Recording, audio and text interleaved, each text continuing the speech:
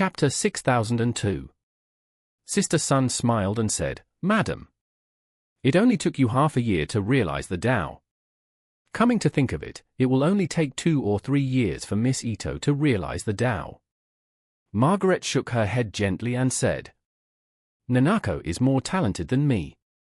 The time required for enlightenment must be shorter than mine for her. Maybe she can successfully enlighten within a month." Sister Sun asked in surprise, "Madam, are you so optimistic about Miss Ito?" Margaret nodded and said, "She is better than the vast majority of adults in this world. And the purer the person, the easier it will be for them to understand." At this time, Nanako in the Buddhist hall had come to sit cross-legged in front of the futon. Then closed her eyes, skillfully mobilized her true energy and spiritual consciousness and entered the realm of inner vision.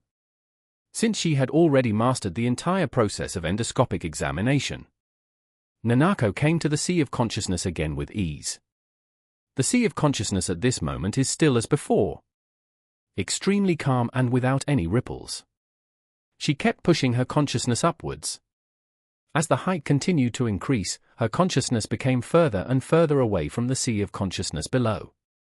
The higher she went, the greater the nameless resistance became.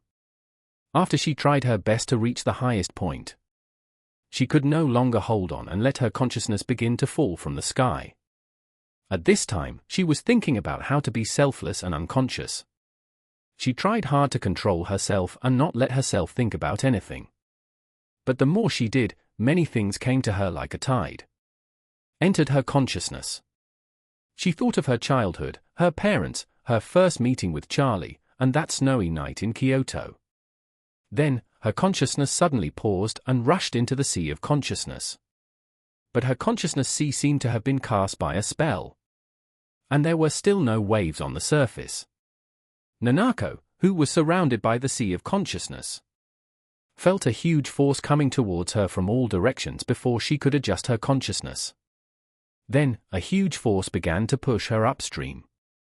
She felt that her consciousness was like a bubble on the bottom of the sea, being squeezed by the ubiquitous sea water and rushing towards the surface of the water at the fastest speed. Immediately afterward, Nanako's consciousness jumped out from the surface of the sea of consciousness. The moment her consciousness was pushed out of the sea of consciousness, Nanako suddenly opened her eyes and gasped for air. At some point, her whole body was dripping with sweat. Master Jingqing on the side said, "The devotee must have been pushed out by the sea of consciousness, right?" Nanako nodded slightly and said a little tiredly, "Controlling the consciousness to go as high as possible is really very tiring.